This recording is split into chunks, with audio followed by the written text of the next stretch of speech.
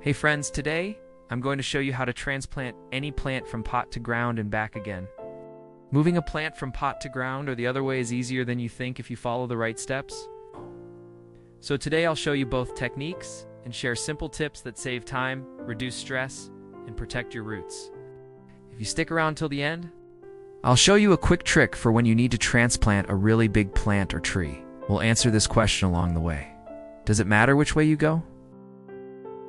Pot to ground or ground to pot? It turns out it doesn't. But let's get started with part 1, pot to ground. Step 1, pick the right spot. Matching growing conditions to your plant's needs makes all the difference. A rosemary from your kitchen window, for example, will have different needs than a hydrangea from your shade garden. You want a location with similar sun exposure and soil moisture levels? Take a few notes before you begin. For our sunny spot, I've chosen a coneflower that grew in a pot last year. This one gets plenty of sun, but the soil here in Zone 7 is not very well drained. So I'll amend the hole with some extra compost to improve drainage over time. Speaking of drainage, that brings me to step 2. Prep the hole twice the size of the root ball. Depending on the size of your plant, you may have to dig a pretty big hole. That's fine. Just be sure to loosen the soil in and around the hole. This helps the roots expand without hitting a hard wall. If you're planting in spring or summer, you might see little shoots popping up inside the hole. No worries. Just cut them off now. Step 3. Remove. Give the pot a little tap on the edge to loosen the root mass and gently slide the plant out. If it's root-bound, massage the roots gently to untangle them a bit. We don't want to damage the roots, so go easy. If there are a lot of broken roots, take a moment to snip them off. Now is a good time to admire the roots and see what you're working with. At this point, I like to check the plant's moisture level. If it's bone dry, give it a drink, then wait a minute or two and continue on. In step 4, plant at the same depth. The soil line should be the same as it was in its container. Not too deep, not too shallow. Backfill with soil from the hole. Don't use topsoil from your garden. It could contain weed seeds or pathogens.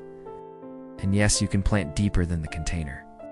But the added soil needs to be the same mix as what was originally surrounding the roots. In step 5, water deeply. Saturate the area to settle the roots and eliminate air pockets. Unlike container growing, in-ground plants have more room to spread out their roots, so make sure they have enough water to quench their thirst. That's it for part 1. Next, we'll tackle ground to pot, and I'll throw in a bonus tip. In the meantime, let me know in the comments if you prefer in-ground or container gardening. And while you're down there, hit that subscribe button because I share helpful garden info every week. For our ground to pot transplant, I chose this overgrown coneflower. It's a perennial, but I like the idea of bringing it indoors after it finishes blooming. First, I'll need to water it ahead of time. That brings us to step 1, water ahead of time.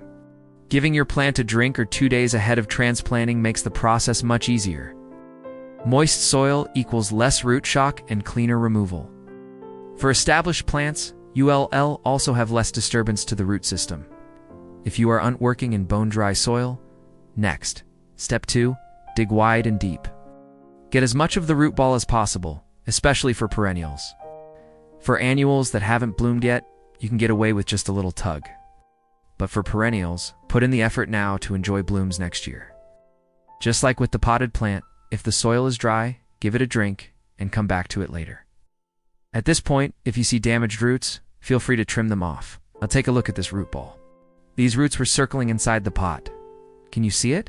I'll break them up a little to encourage outward growth. Once it's loosened, we can move on to step 3. Choose the right pot. Go bigger than the root mass, and be sure it has drainage holes. If you use an old pot, go ahead and add some soil mix now. Otherwise, set it in place and add ½ an inch of soil mix. Step 4. Fill and settle. Position your plant in the center and fill in around it. Press gently and water thoroughly. Container-grown plants dry out faster, so keep an eye on the moisture level and water accordingly. And finally, step 5, acclimate gradually. Keep it in partial shade first, then if it's a sunny spot, move it into full sun slowly over the course of a week or so. Here's a quick recap of the steps for each method. When moving from pot to ground, choose a sunny spot, then prep the hole, remove the plant at the same depth, and water deeply.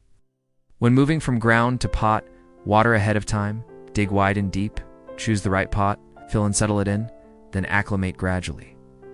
Now let's cover those bonus tips. You can tackle these in either order. Tip number 1, avoid transplanting during the hottest time of the day or in high heat.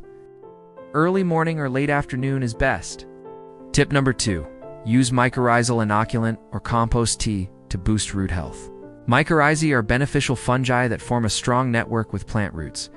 Compost tea provides food for beneficial microbes that help with nutrient uptake. And speaking of microbes, tip number 3, time it right. Working in hot, dry soil can lead to transplant shock, so try for early morning or late afternoon when temperatures are cooler. And tip number 4, clean your tools between plants to avoid spreading disease. Now that you know how to transplant, you can move your plants with confidence. Whether you're rescuing a struggling plant or upgrading your layout, transplanting is a game changer. Got a tricky plant? Drop it in the comments, and I'll walk you through it. Thanks so much for watching.